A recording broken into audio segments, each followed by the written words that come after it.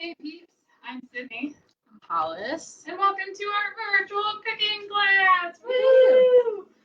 Today, we are going to be making blueberry French toast casserole. Nice way to use some stale bread, tasty breakfast, a little bit nutritious because it's got yummy, healthy foods and other things in it. And yeah, we're excited about it. And if you, like us, have too many eggs at your house, it's a great way to use them up. So, True. But what ingredients are in our recipe today?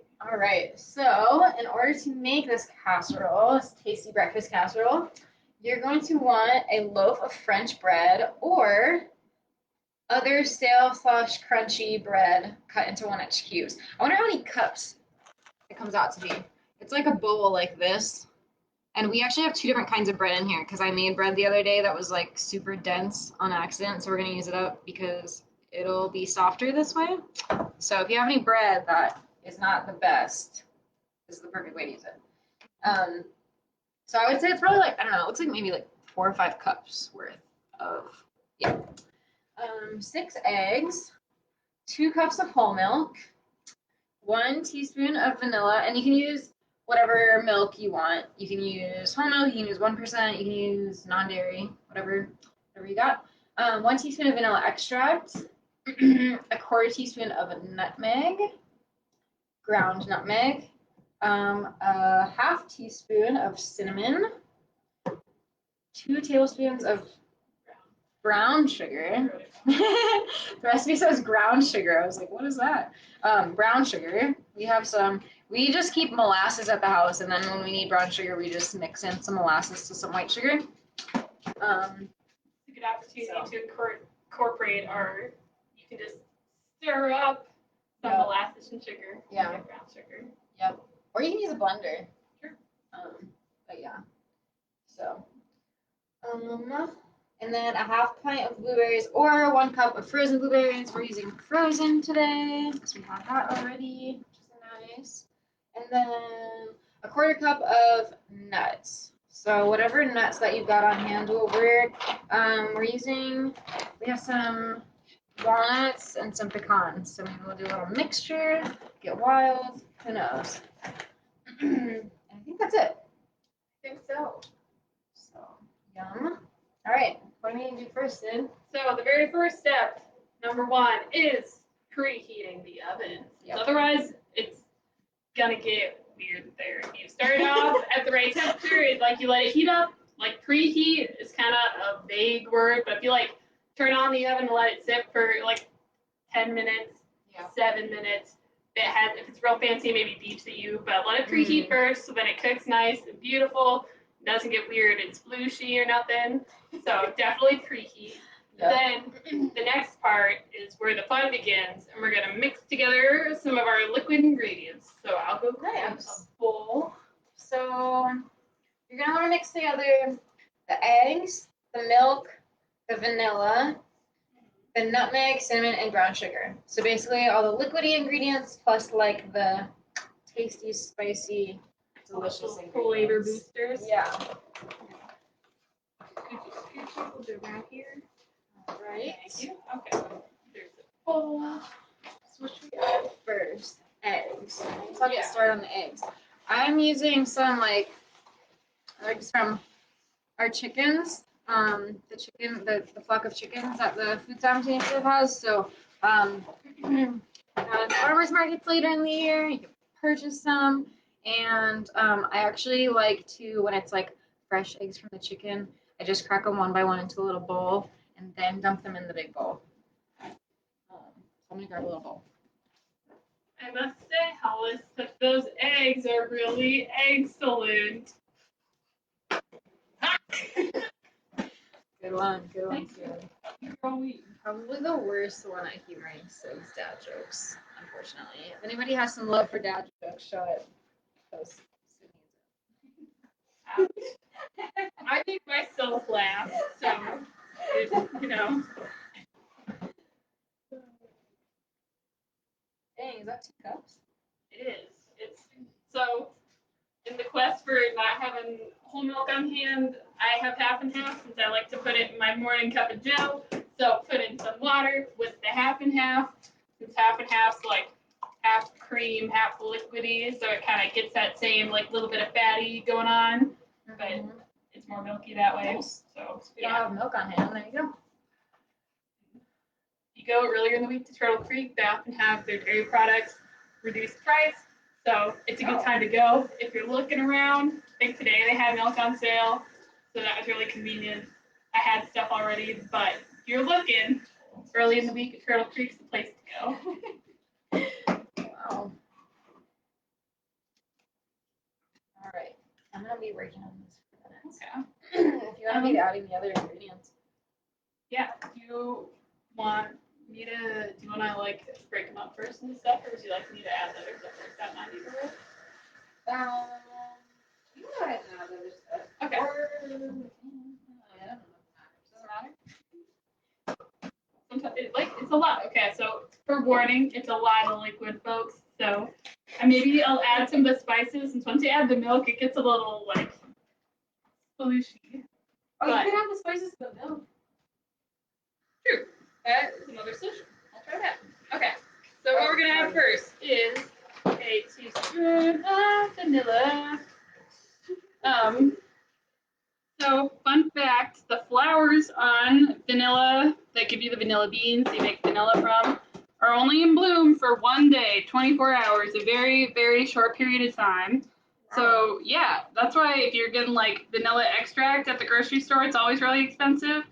Like lots of times, like we were out today, so I got invitation, but that's why it's so expensive. But so then if you ever look up on the internet, there are pictures of farmers going out with Q-tips and pollinating their vanilla flowers to make sure they get their crop, because if a bug doesn't visit your flower that day, you're toast. So they put in that legwork with the Q-tip. That's so cute. Isn't it? It's really actually quite charming. I'm just like picturing like a little like crew of bumblebees like employed by a farmer, like to work really, really hard on that 1 day a year. Mm-hmm. That'd be really cute. Yeah, it would be actually really adorable. It's like, you know, a harvest fest kind of thing, but with bumblebees and pollinating. I don't have any fun facts about nutmeg, but that's the ingredient I'm adding next. We're gonna add a 1/4 teaspoon. So I'm using a 1/2 teaspoon measure. I'm adding half of that. 1/2 divided in half is a 1/4. Big fraction time, but my math of the day. Put the lid back on. You did your joke of the day, you did your fun fact of the day, and you did your math of the day. What are we gonna do for the rest of this? Exactly. And I already got my Bob Marley reference in. And your Bob Marley reference. Wow. Okay. We've been really Slow down, productive here. Sage. Slow down. When I was getting the bread today, I actually heard Bob Marley in the car, and it felt like really good timing. Yeah. Like, man. Okay. Then, last. On my last egg. Nice. I don't mean to egg you on with peer pressure, but. Okay, that was a good one. That was Thank a good you. one. I appreciate that one. So then I can add the brown sugar. If you've never felt brown sugar before, it's kind of moist. Like how I think normal sugar feels kind of like sand. Like white sugar feels like sand, and brown sugar kind of feels like wet sand, like when you're at the beach and trying to build a sandcastle. Wow, So- that's like exactly what it's like. Thank you. And so we're gonna pack it in to make sure it's the right amount. So kind of use your fingers and a little push to make sure it's actually 2 tablespoons, not too poofy. What's a whiskey? Not clue. So, okay. No worries. Before we keep going. That works. Do you know why people usually mix up their eggs before adding other ingredients? I don't have a scientific reason for it, but in my personal experience, I found that if you whisk the eggs first, you make sure that the yolk's all the way broken up, so you don't end up trying to pour your batter in the pan or whatever you're ending up doing, and finding that there's random eggs still floating around that are mixed in. But I don't know if that's a scientific reason or not. Okay, I don't know if I can show that without pouring it on the laptop. Stop there. Okay, are we ready to add the milk and spices and sugar? And I think so. Okay, beautiful. Our teamwork is gonna meet in the middle to make the dream work.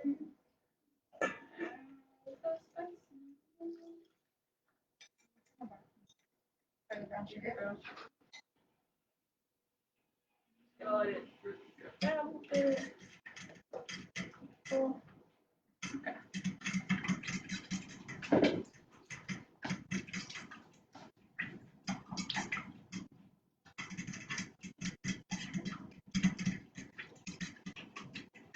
This recipe's nice because if you've ever not made French toast at home, you can use the same kind of spices and the same concept as a normal, just like a piece of bread, slice of French toast is like an egg, some milk, a little vanilla, a little cinnamon. You can add sugar and nutmeg. I think that it makes it taste good. And then you like soak the bread in it and you put it on a skillet. So this is the same concept but casserole form. But if you haven't made it, it's the same spices. So feel free to try that out too. I feel like this is an easy way to like make French toast for a bunch of people at one time. Instead of having to like stand at the stove and make 20 slices of French toast, you just make like one pan. Yeah. There you go. You can stick in the fridge or the freezer stuff too. So if you're ever like needing to make breakfast for someone like this weekend and you don't have time to make it, but today you do, you can make this. So nice. Yeah. Cool. All right. What's next? So it looks like we're gonna grease a 9x13 casserole pan. Can you explain what greasing is, Hollis? It's like a light coating of oil or butter or something to keep it from sticking. Okay. I'm using this olive oil spray bottle. Ooh, that's fun. Look at that. Dish it. We always use Crisco to grease our pans when I was a kid, so you can use Crisco, butter, whatever you got. Yeah, that works. Okay, so then after the beautiful greasing job, we're gonna spread the cubed bread in the dish and then top it with the egg mixture. So I think bread to go first. All right. Should I just dump it? I think so, yeah. Ooh, the artisan chip. Nice. Beautiful. Give a nice view of this. I think so. I'll swap some a little bit. Okay. Ooh, so here you go. It's bread cubes in a greased pan. And now pour this over? I think so. All right. Here goes nothing.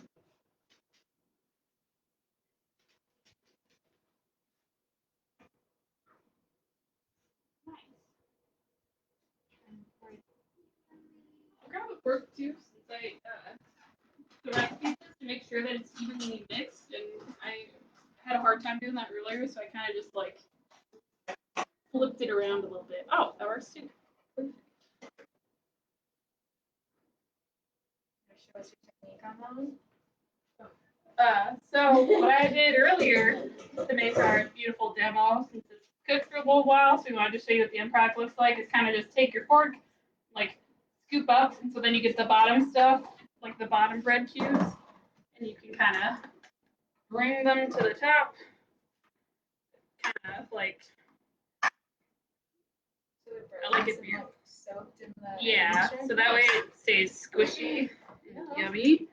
Kind of like if you like toss a ball up in the air and catch it in your other hand or something, kind of that circle motion thing going on. I think of a good. Great juggling bread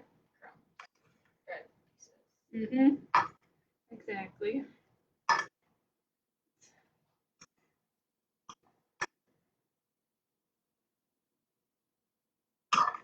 gonna keep on stirring it up. Oh, I did not cut this one appropriately. I actually left a big old chunk in there. Nobody can show it to y'all without spilling on Hollis's really nice computer, so I'm not going to. But it's really hefty, but like accidents happen when you're cooking sometimes. So we're gonna leave it and see what happens. It'll be an adventure. Yeah. It's already cooking down. So. Bread's getting really like soggy, which sounds bad, but in this case, it's good. delicious. So it keeps it from, since when you stick in the oven, you are going to cook it for 40 to 45 minutes. Oh, wow. Yeah. And so then that sounds like a really long time, but then when you've gotten it all nice and squishy and it's coated in this good liquidy egg business, it kind of comes out like a really moist, cakey, delicious type way.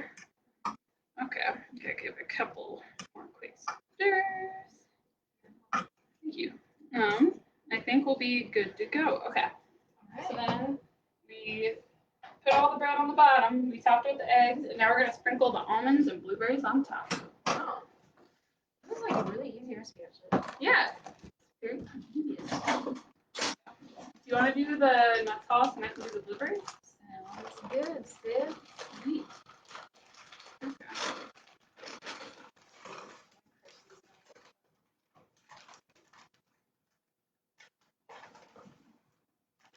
Something I really like about walnuts is how easy they are to crush with your hands. Mm-hmm. It's very convenient. And the fun thing, well, related but unrelated. The fun thing about this part of the recipe is that like you can literally just put whatever fruits and toppings you want to on top. Like if you've got strawberries instead, you can put strawberries. If you got almonds instead, you put that. If you got peanuts, you know, like whatever you got, really, be a good topping on here. That is really nice. It's a good way to use some leftover fruit or crunchy things, or maybe bottom of the bag of cereal, or like if you got like grape nuts or something, one of those really good crunchy. I don't know. That would be interesting. It's a quarter cup, so I probably did a quarter cup. yeah, it looks good. A little bit more. Okay, I barely got any nuts left in this bag, so I'm just gonna do. Okay, that works. Just gonna go for it. Just gonna go for it. Mm-hmm. I really like recipes like this. You can use all the leftovers and things you got going on. No, It'll really reduce the food waste. Yeah. You were sorry, what were you saying? Oh no, just we're really using up a lot of stuff we had on hand that needed to be eaten. So this feels good. Yeah. I got our little kitchen helper away. Just so intent. Here to, please the people, clean up the kitchen, all in a day's work. Little kitchen helper cup.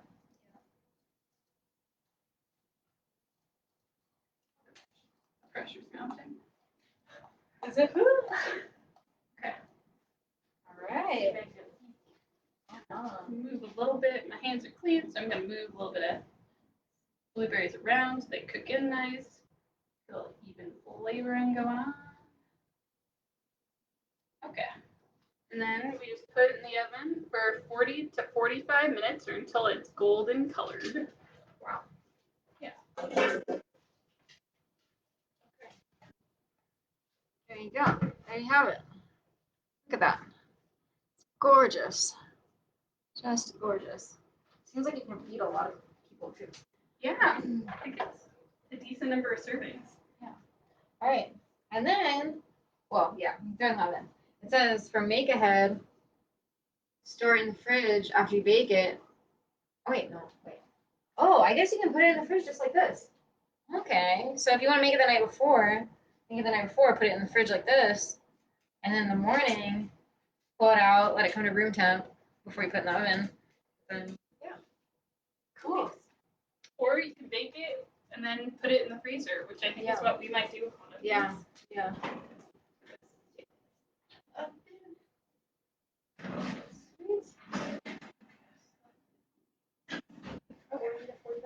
All right, good deal. And so then here, I can show you, this is what our, excuse me, kitchen helper plan.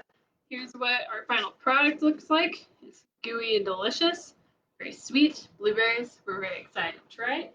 So yeah, I think that's it for today's cooking class, but thanks for joining us. It's been a pleasure as always. I think next week we're gonna try and do some